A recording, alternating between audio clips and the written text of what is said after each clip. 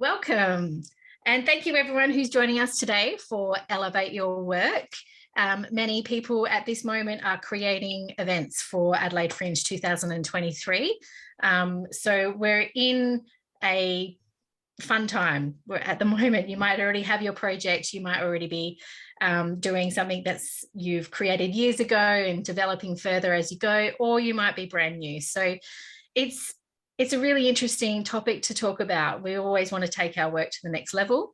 And I am here today with Diana Devine and Gemma Finn, and we're going to have a conversation about collaborating with other creatives and creating your work to be able to take it to the next level. So first off, I'm Lisa from Adelaide Fringe. I'm in the Artists and Venues team.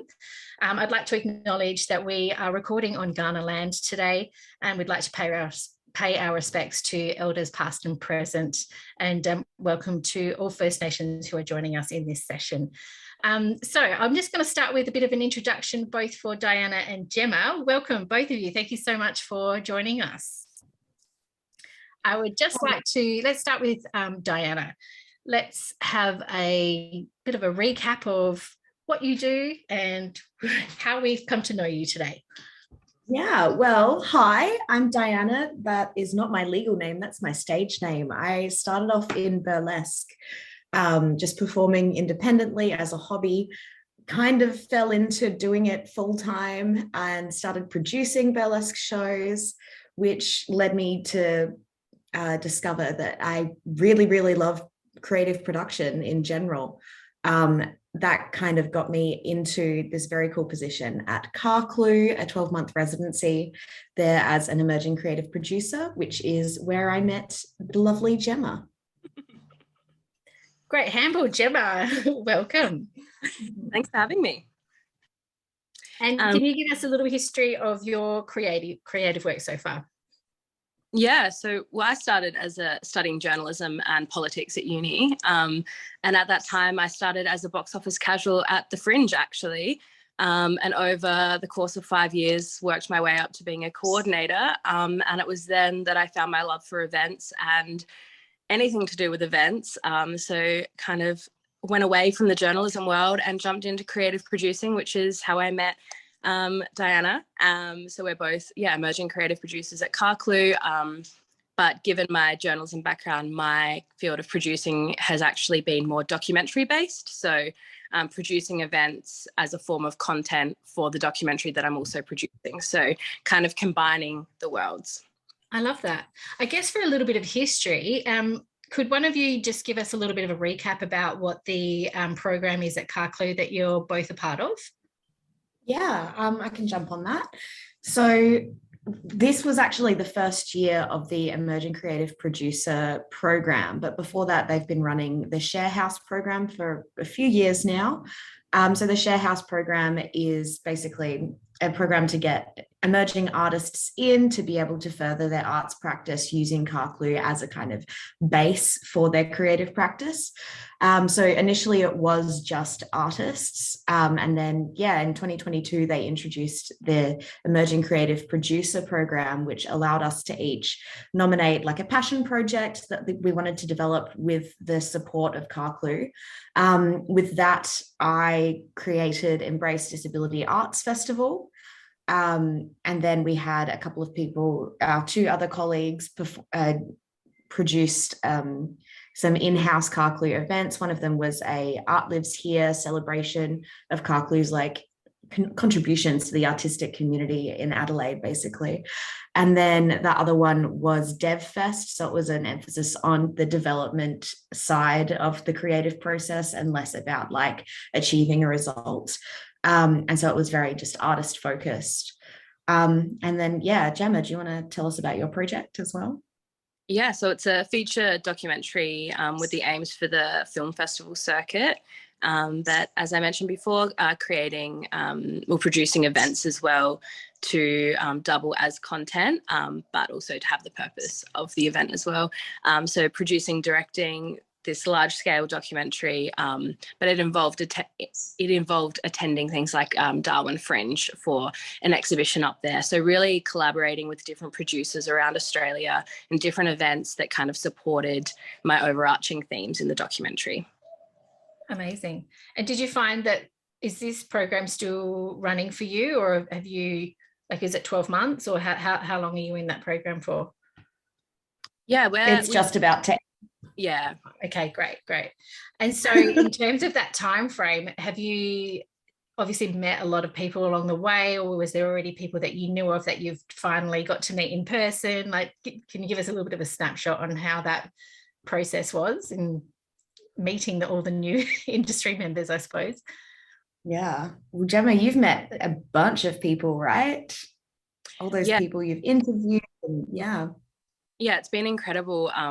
The opportunity that I've discovered that I didn't know existed. Even in Darwin alone, I was there for 4 days working with these different producers from the Adelaide Fringe, and work was offered to me within those 4 days, and the collaborations have already started. So even back in June when I was in Darwin, they were offering for a screening at Deck Chair Cinema of the doco, and I was like, well, it's not finished yet, so you might regret saying that, but just the collaborations and meeting lots of people along the way, it's been quite fascinating. Fantastic. And I suppose in a way, has it helped enhance the original passion project that you pitched to be a part of the program? Yeah, it's incredible to see that other people not only acknowledge but support my vision and believe in it. Along the way, directing and producing something to this scale, and for something that goes for such a long time. Technically, I started the project 4 years ago, so I don't think I would have continued to have this motivation if it wasn't for other people in similar fields supporting my ideas. I had a few writers roundtables with people like Diana and the rest of the ECP team and a bunch of other creatives as well, where I was just frank and said, I'm out of motivation. I'm too close to this story. I can't do it anymore. And they would start throwing ideas at me and inspiration and just support in general. Like, you shouldn't be expected to do this all by yourself. We're here to help. How can we help? And letting kind of my guard down and letting other producers and directors in to help has been, I think, the backbone of how I've been able to get this far. I don't think I could have continued on if it wasn't for other people in the industry. So it's been incredible, yeah. That's amazing. I find that really interesting because I think that a lot of people would find that struggle with, I guess, a bit of ownership of their project. You start it, it's your idea. How do you open up to start working with other people, and what's that balance? I suppose that's a question. Maybe Diana, do you want to touch on that perhaps? Yeah, so as I come from a burlesque background, so the kind of the structure of a typical burlesque show is I will have like a concept or a theme, and then I will reach out to performers and say, do you have something that fits this theme?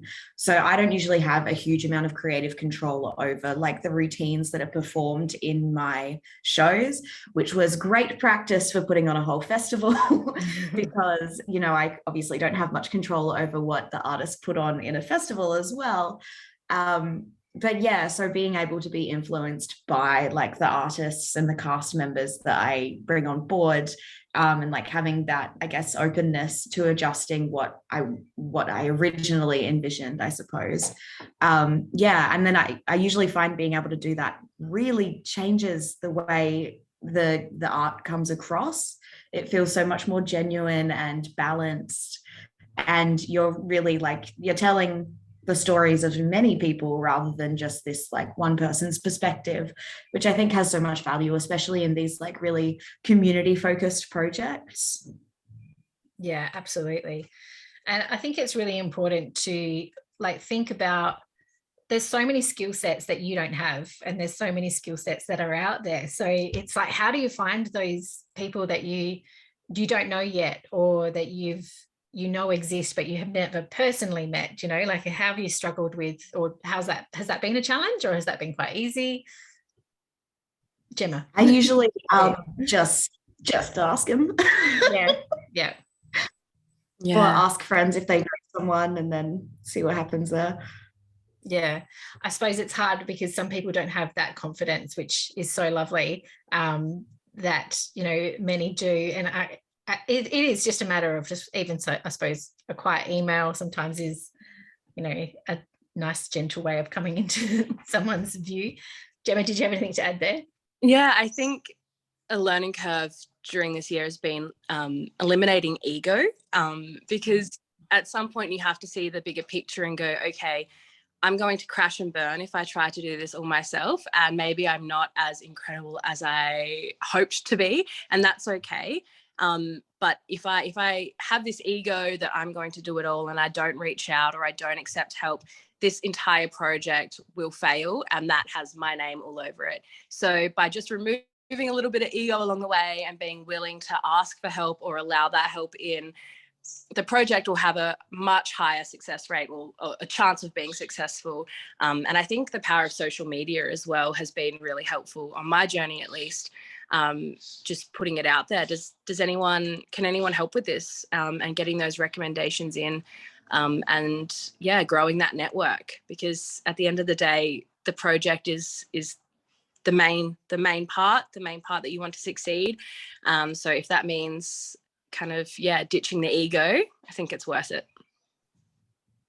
I also think it's worth noting that in a scene like Adelaide, we are literally 1 or 2 degrees of separation from the person we're looking for at any given point. If you have any kind of arts practice and a friend who is also in arts practice, you can probably get into contact with most artists and artistic people, just because we are like a very close-knit scene. We all kind of know each other, and we're all, from my experience at least, everyone's pretty keen to help each other out wherever possible.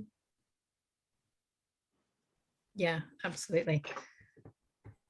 I guess it would be interesting to sort of chat about your experiences and what collaboration has looked like for you in your projects. Do you mind sort of expanding on specific examples of what that could be?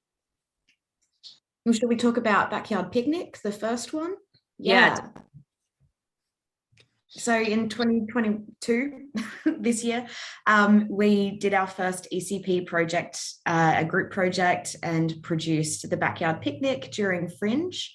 That was a little outdoor mini festival vibes in the house and grounds at Karklu. It was really lovely. But yeah, we collaborated with 4 of us, 4 producers on one project, which I think all of us were a bit spoiled by having that. We're so used to being hyper independent, absolutely no other support. I know that I was definitely a bit jarred by the feeling of like how little I individually had to contribute. But yeah, that was one of my favorite projects to produce ever, I think, because we had a really cohesive group. We all get along very well, and we're all really good at just like getting it done, I think was a really big priority for us. And it was great because if one of us was like falling behind in one aspect, there's 3 other people to go and pick up the slack. Like if one person says, I'm sick, I can't do this, we always had someone willing and ready to jump in and like put that support in. Yeah, it was interesting because I think for most of us, we've discussed before that any events we had produced there, it's very stressful. Sleepless nights, anxiety, rash, you name it, it happens. But we said after Backyard Picnic #1 that it felt like the event ran itself. We kind of sat back and were watching it all come together. I think we sold out, we received some 5-star reviews, and nothing was going wrong at all.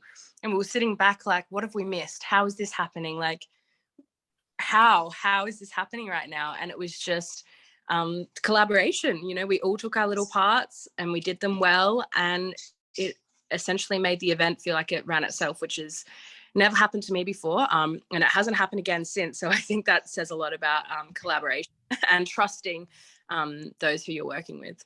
Yeah, and as an audience member, I did actually come to that, and it was a solid event. You know, there was always something happening. You know, it was very clear that there was a really dynamic group behind creating that space, because there were so many things that were on display or, interactive. It just gave everyone a bit of something. So yeah, congratulations on such a successful event. And it's exciting to hear that it's coming back next year. Is that right? Yeah, we'll be handing over to the next cohort of ECPs. So this is our we'll be doing a lot of the back end stuff. And then when the new class of ECPs comes through, they'll take on the hands-on on the day event stuff as their introduction. Amazing. And so I guess let's talk about the Embrace Festival, moving on to your passion pitch. Can you give us a little or a lot about your experiences of who you worked with along the way there? Oh yeah, so Embrace was a massive job. I don't know why I was so surprised at that, because it was a whole festival. But yeah, there was so much collaboration there. We had a little admin team with me, Jamila Main, Sam Wannon, and our supervisor, Ruth. So Sam was a really fantastic mentor for me during that process and took on a lot of the visual arts responsibilities, because that was just an industry I really had never interacted with. And so, yeah, I was able to get so much guidance from him in this context of something that I had no idea about, didn't even know where to start with planning and putting up exhibitions and selling artwork and all of these really foreign concepts. And then by the end of it, I feel quite confident in those practices, and I feel like I could really do it myself if I had to. Yeah, so I also had help from Jamila Main, who is just a really fantastic artist and advocate here. So they have produced, they have performed their own shows for a really long time. They've also performed in Singing in the Pain with me. And yeah, I just knew that they are a very capable artist and very good at what they do, a bona fide arts professional. Mm-hmm. And yeah, they were also really good with general support and also advice, giving feedback from the artists and having them there as the direct artist liaison. It kind of required me to be very open to critique and feedback, because obviously when we're trying to create something that is so access forward, you're going to be bumping into barriers. And so, yeah, having that extra person there to kind of balance the view, I'm not necessarily copying the emotional impact of someone facing an access barrier. That's able to kind of be fed through Jamila, and then we can then go together and figure out how we want to solve the problems. So yeah, even just having that extra person to process things that might feel a bit emotional at the time to hear, being able to take that back into an arts professional headspace and okay, this is a problem that we need to solve. It's nothing personal. This isn't an attack or anything. Yeah, having them there was really great for just processing feedback. I think it's a big challenge for me. I think for anyone that's really hyper independent with their arts practice, it's hard because you don't usually get a lot of feedback unless it's of the final product, which is usually great work, looks good. Yeah, there's not a lot of during the process feedback usually. I also had a lot of help from Ruth, our supervisor. She ended up almost single-handedly producing the unfortunately cancelled picnic event. But yeah, she did so much work. She really helped me to build those connections with other arts or disability arts organizations. Yeah, it was pretty much just a whole bunch of collaborating with arts professionals and being really, really thankful for their expertise. Yeah, like Gemma, you said with your doco, it's the same with Embrace. If I didn't have collaborators around and colleagues around, it wouldn't have happened. Mm. And I suppose just to give an overview, so we're talking about multiple venues here. Was it? How many venues did you have in the Embrace? We ended up with 4 this year. Yeah. So yeah. So you potentially collaborated with venue managers as well as the artists and independent producers alone as well. Yeah.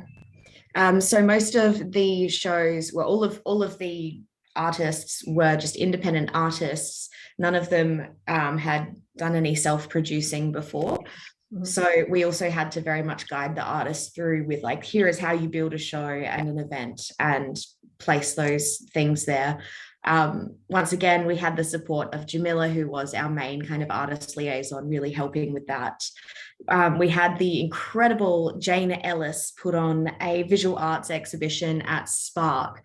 And I dare say that her collaboration with Sam, our visual arts coordinator, was like the most collaborative aspect of Embrace. It was really amazing how they kind of developed the concept together, like the build of it all, the display of it, contacting venues. They really, really worked together. I think, I hope also Jane learned a lot from it because she had also not put on a solo show before. So not only do I get to learn so much, but all of our artists learn from each other and learn from our team. And it was a really great, just mutual learning. Everybody was developing in Embrace. Excellent. And Gemma, with your documentary, where's the what stage is it at now? Is it completed yet, or are you still in production? We're in post-production now. But okay. As with documentaries, something pops up and we're back in production mode again. So what we're trying to do is, usually for the scale of our documentary, it would take maybe a year to edit. We have over 200 hours of footage now. And we have 2 months. So it's very intense time in the editing suite at the moment, but we will get there. Yeah, wow. And so you mentioned this is a 4-year program that you've been devising over the last 4 years. Is that right? Yeah, I started 4 years ago. And then thanks to CarClue and some funding, I was able to really take it up a notch because, the 3 years prior, we're just trying to do it with my own money and my own time, and that was pretty tough as a creative, as anyone in the arts would know. So very thankful for some funding to finally get the project off the ground. And you're right, funding is so imperative when it comes to elevating your work. It does help you take it to the next level. It's so stressful as an independent artist to be taking on all of that financial risk, as well as time and effort and blood, sweat and tears. So I guess in terms of the funding side of things, how have you both found accessing funds? Is it through grant writing or is it through fundraising? Well, this year it's luckily been through the South Australian Rise Fund, I believe, was what contributed to the ECP projects. Yeah. So yeah, part of our application for the program was also applying for our specific project, but the funding was already there for CarClue, which we are really thankful for. Yeah. But yeah, in my other projects, I've pretty much only been successful in getting artist funding for Adelaide Fringe. So last year I had an audience access grant. So I was able to pay to get Auslan interpretation, caption my digital viewing, and a bunch of other access stuff that isn't coming to mind right now. But also, yeah, this year I've also been able to access some more funding through Fringe, and it's been fantastic. Just being able to see where my productions can go with this. As you said, yeah, it's limited when it's fully independent. And as much as we would love to be able to do extravagant things, if it's one person's income paying for an entire production, you're very limited. Even just in cast pay, things like that, you need to have shorter shows because you just can't afford to pay 15 people. And yeah, venue hire, you want to be able to hire for longer sessions or for more sessions. And you want to be able to hire, possibly if you can't do many sessions, you want a larger venue and things like this that all just interact. So I guess severely is the word that comes to mind. yeah, that's been my experience with accessing funding so far.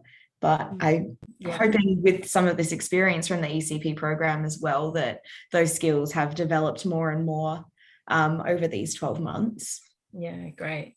And, even, another level of elevating the work in to be able to include Auslan interpretation and audio description is just amazing, to be able to have that inclusive service for everyone to be a part of your event. How have you found, have you had other events where you haven't been able to include Auslan and audio description? Yeah, so my lower budget events are just not very accessible in that sense. They are physically accessible, but obviously we all know access is not just wheelchair access. And so, yeah, the low budget events, I simply can't involve those sorts of services, and it really sucks because those are the independently funded events. And while Auslan interpretation is incredibly important, and especially for my disability focused shows, it's required. It's also expensive. It's very, very expensive. The interpreters are working really hard. Their brains are in overdrive for the entire duration of your show, and like the days prior to that, getting ready for it.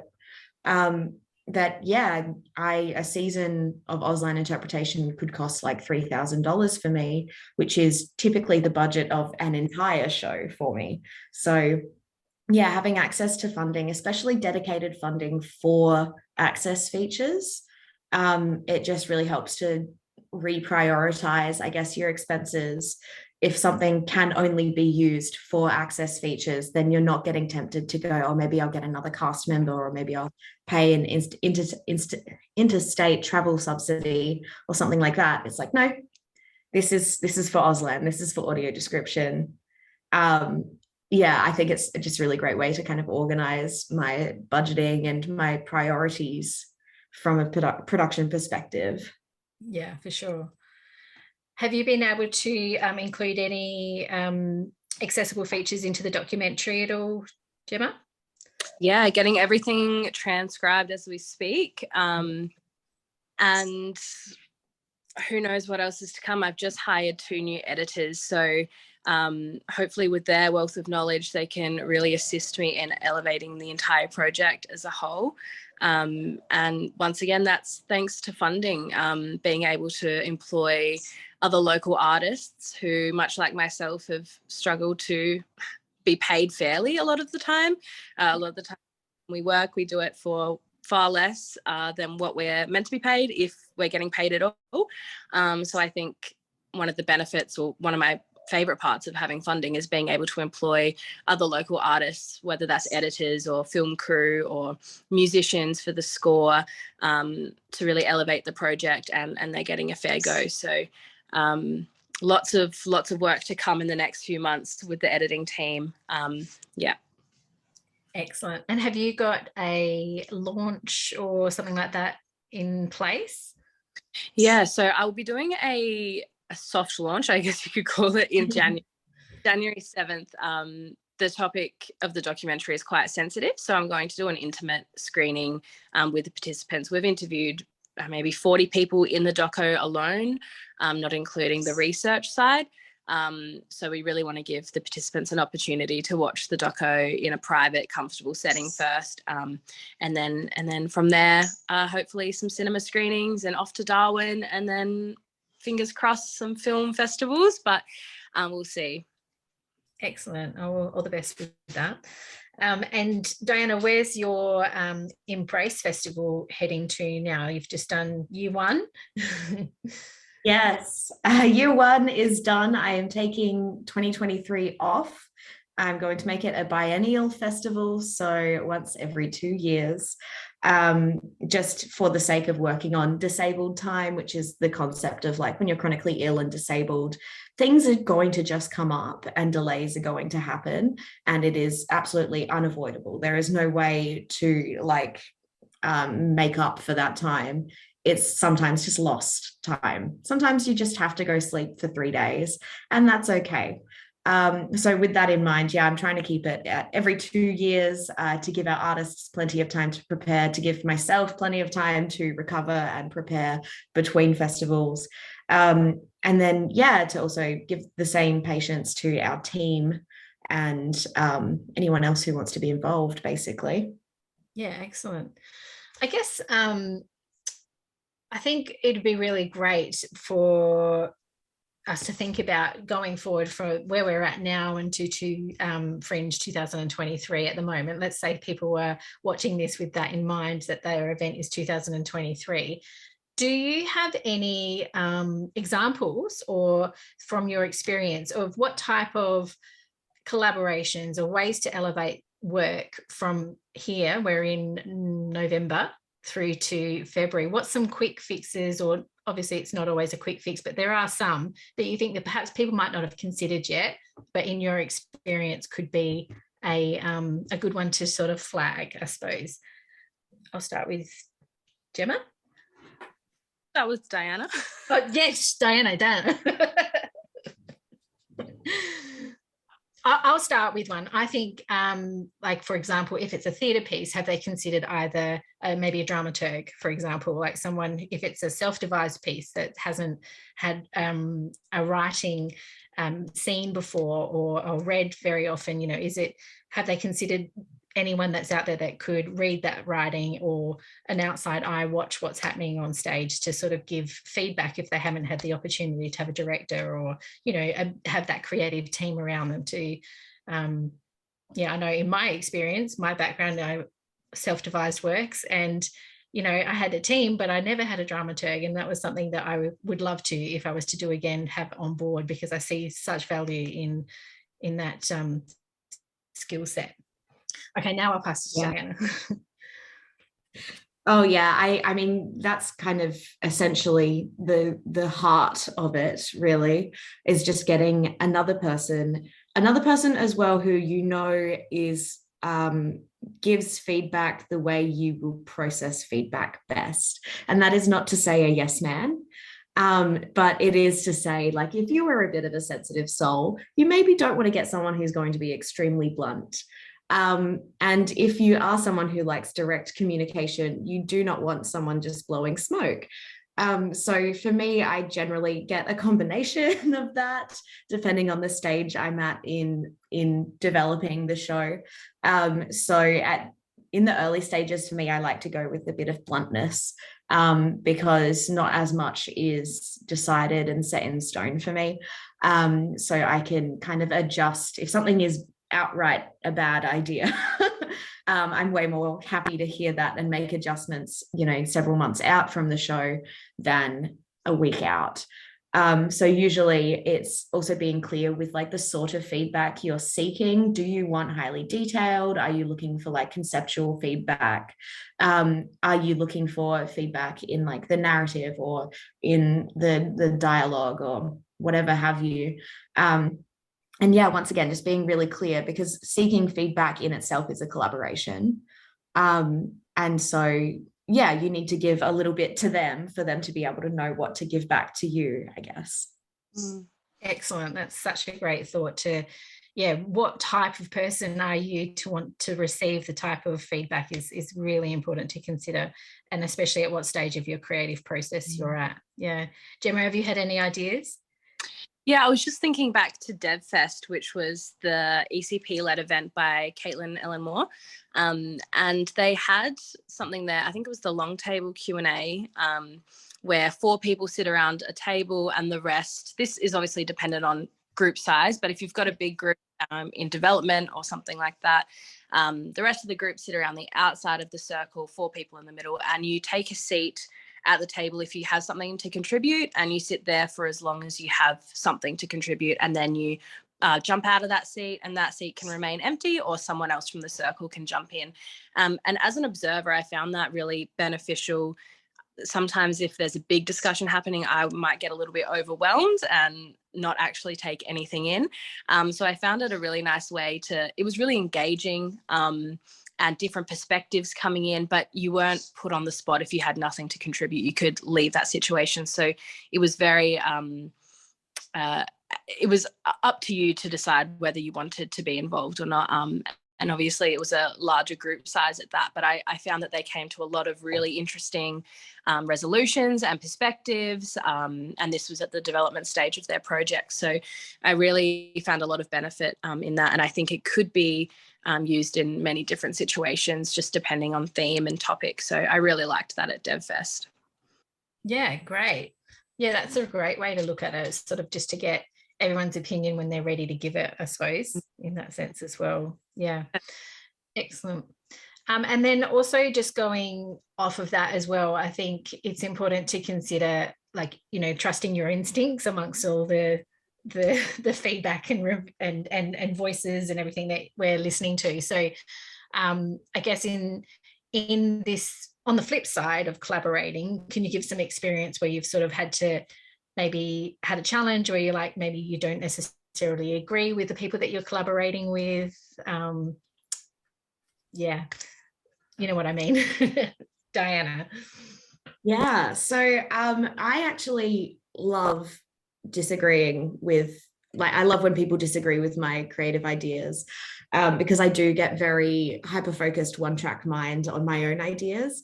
So having someone come in and go, but what if we did this completely different thing that totally contradicts your idea? It allows me to take that step back and go, oh, I'm not the only person in the room here. I'm not the only person with the creative drive or arts practice here. And it really helps me get a better perspective. In a really interesting anecdote, so I recently did a competition for burlesque, and I literally yesterday got my feedback back from the competition, and so much of it contradicted each other because it was each, you know, 5 judges or so giving their feedback, and there was one routine where one judge thought my costume was too basic and another judge thought my costume was too extravagant. Which I think is, like, it sounds like it's just confusing and it cancels itself out. But to me, it's like, okay, well, there were aspects of my costume that were seen as not enough. And then there were aspects that were seen as too much. And both of those things can be true. And we can hold those truths at the same time, and let that inform our further practice. And so I think, yeah, I try to keep a similar perspective when I'm collaborating with other artists, in that we might totally disagree and we might feel like each of our perspectives is the truth, and they can be. And there's usually a way to combine those perspectives. I wouldn't want to say compromise or anything, because you're not usually compromising. It's truly, yeah, collaboration and combination, I think. Yeah. Did you have anything to add there, Gemma?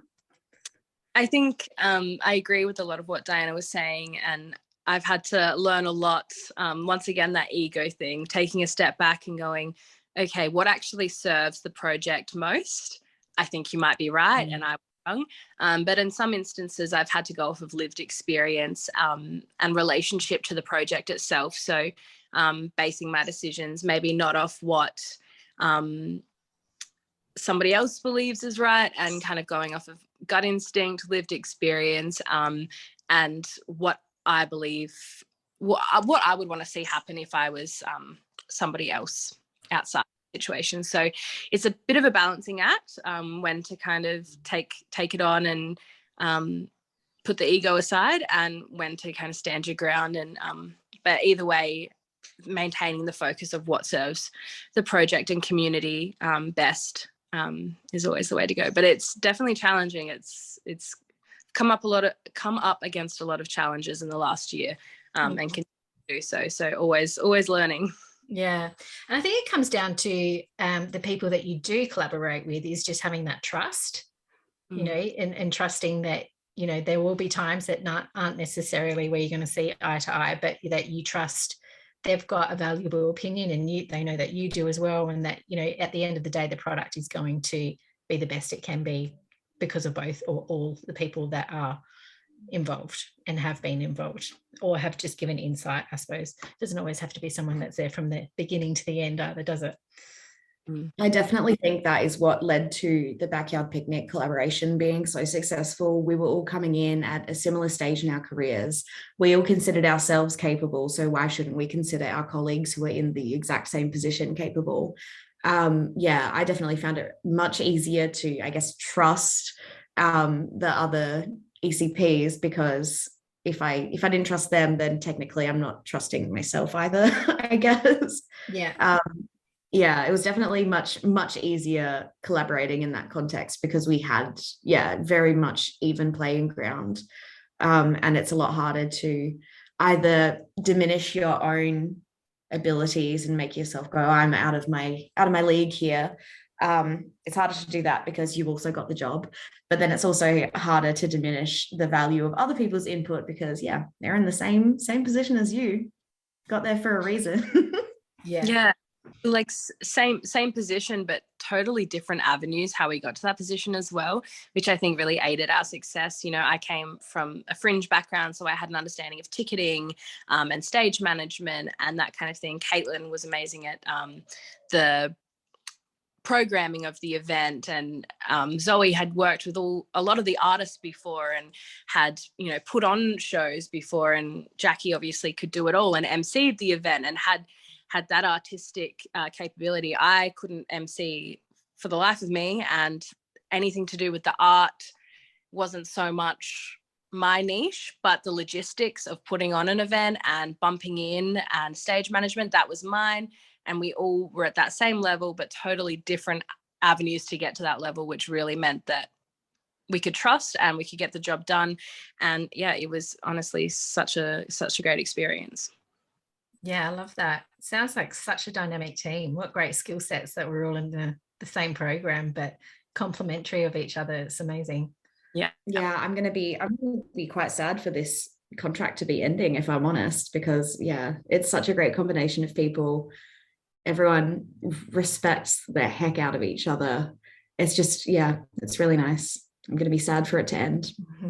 But also, I guess looking forward, you've now, you know, got the opportunity to collaborate with each other on other projects. Is there anything in the pipeline, do you think, that people have already started connecting over future projects within the program?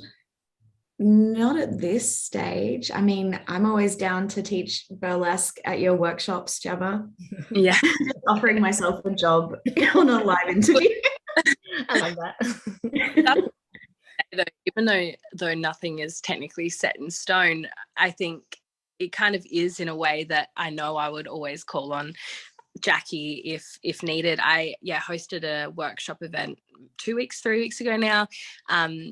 And producing and hosting an event, if anyone's ever done it, it's so stressful, because you've got your producer mind going, are the drinks cold? That platter's running low. Has everyone signed their waiver? But then your host mode is, hi, welcome. Are you comfortable? Come join, like, etc. Anyway, the tone was set by me and I was stressed. So I think it was seeping through. And Jackie came in, offered a burlesque workshop, just took control, commanded the space in such a beautiful way, and did this incredible workshop, which really shifted the entire tone. And that's, again, where the collaboration is so important, because they were able to be there when I was in stress producer mode and just take over and change the entire mood of the event, and my mood as well, which then had the ripple effect. I was so much happier after that. Plus a whole host of other things that the workshop provided. But I think I can definitely see some collaborations in the future after Backyard Picnic number 2. Yeah, absolutely. And, you know, you were just talking about, I guess, that mindset of, you know, host versus producer and sort of things. And those internal monologues are constant, aren't they? Like, doesn't matter what role or how many roles you're playing, it is just ongoing. And I think that's, you know, it's art practice, but it's also how you have built your team, and if you have the capacity for a team, because sometimes you've got all that team in your own mind as well, because you're so good at multitasking. So yeah, it's a real challenge, and I think it comes back to that initial question of how do you share the ownership of a project if you're the one that's initiated it, and it is about finding people that you trust, I suppose. But along the way, people are going to pop up and you don't know them, but then they become the best collaborator that you'll ever collaborate with. Okay, great. And I guess, well, I think to finish off would be really exciting exciting to go around the table and just throw out some different roles that people could consider over the next 4 months that they could bring into their team, that they could work with for their event going towards 2023 Adelaide Fringe or beyond. There's other projects out there and other festivals, other seasons. So I guess in my first example, I'm going to throw out people could consider working with a producer as opposed to self-producing. Diana? Access consultant, because I love access. Gemma? A director. Yeah, director, outside eye, a choreographer. Mm-hmm. Oh, you took mine. Oh, sorry. Yeah, choreographer and even just a mentor of from whatever genre you'd like. Yeah. Maybe even like a TSM, like tech, getting that kind of support. Absolutely. PR, marketing. Yeah. I would also say newcomers. I found so much help from collaborating with my mentees and students because I taught burlesque for a while. Getting the eyes, the fresh eyes of people who are not overwhelmed with the logistical side and they really truly can appreciate the art at face value, I think can be really valuable. Yeah, that's an awesome, yeah. Can we think of any others? I mean, there's so many. I've put you both on the spot here. Yeah, I was going to say, like reviewers or fellow artists. I really found benefit in Honeypot for that. Just artist shows and vice versa. And yeah, help and the reviews as well. Yeah, that's really helpful. Yeah, excellent. And I guess we'll just touch on that a little bit with Honeypot. Can you tell us a little bit about your experience with being engaged in Honeypot?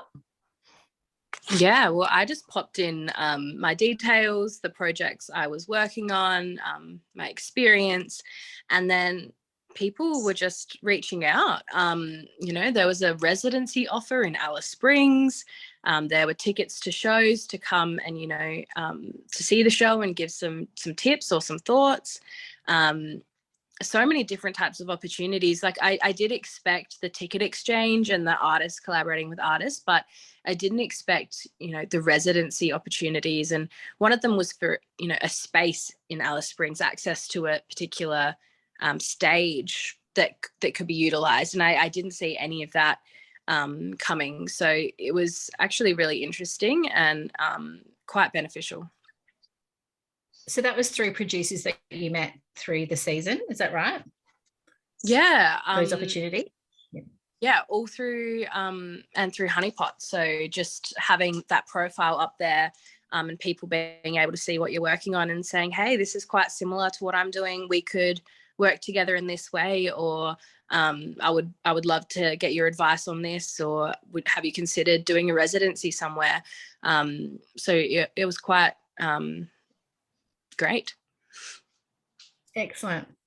That's great. I boycotted our little game that we were playing going around, but that was just really, I wanted to touch point on that one. Yes. Okay. Well, there's so many that we could be collaborating with. So we did only touch on a few, but there's so many different roles that, and it doesn't have to always be a professional in the arts. It could be someone that is a trusted friend or family member or someone that you do trust. And I think it does come down to having that trust to make sure that you can take things on board and you value the person's opinion and their skill set wherever it's come from. So I guess we could start rounding off. I just wanted to see, is there anything else that you both would like to add to the session today? Anything else that you had in your plans to talk about? Just jump in and say some stuff about Honeypot because I've had really great experiences. I've been both on the artist side and the delegate side. So early in my career, I was all about jumping into the Honeypot networking opportunities, but I also wasn't very good at networking. So it was a brand new skill for me, and it was a pretty safe place to develop those skills. But then, recently I jumped in as a delegate. Well, that's good to hear. That's great. Yeah. Yeah, it was quite valuable. And definitely, if nothing else, helped me develop these like artistic friendships, which is great for feedback and collaboration. Yeah, as a delegate, I found it incredibly valuable. Once again, it was like 5 years into my career, so I was already a little bit better at talking to people. But having the opportunity to interact with artists, a lot of the time, even when I was interacting with non-disabled artists on behalf of Embrace, they would have someone that they would want to refer to me or say, oh, I've got to tell my friend about this, they're going to love it. It allowed me to get into contact with other disability arts festival producers and other disability arts advocates and everything, which was very, very, very valuable. And then also as an artist, I did receive my first ever interstate tour through Honeypot, through signing on with my Just Ask League burlesque troupe. So yeah, I just want to emphasize Honeypot is really good from all perspectives, and it's definitely worth signing on because, I mean, there is no downside to it. There's nothing bad that can come out of it. And yeah, cannot recommend it enough. Yeah, that's so great. I mean, because they've got throughout the season, there are in-person events that you can do networking, but there's the online profile, as you were saying, Gemma, as well, which, is an ongoing, service in that sense that, people are able to access each other's information and continue networking beyond those in-person events. So yeah, it is an amazing program, and we're so proud to have that at Adelaide Fringe, and to have an international marketplace where we're able to showcase our work to is just incredible that we've got that here in Adelaide. So yeah, thank you for touching on that. That's excellent. I suppose that's a really great snapshot of how people can start thinking about elevating their work. I'm sure there's plenty of people out there that are already considering it. There's definitely many people that do it, but it's always great to listen to experiences and knowledge of how people have gone about collaborating with others and created their work. So thank you so much to both Gemma and Diana here, who have provided us with all the wisdom, and it's just lovely to hear you both talk about your work, and all the best with everything for both of you. I look forward to seeing how the progression of both your passion pitches take you where they take you, and beyond to all your other projects. So thank you so much. Thank you.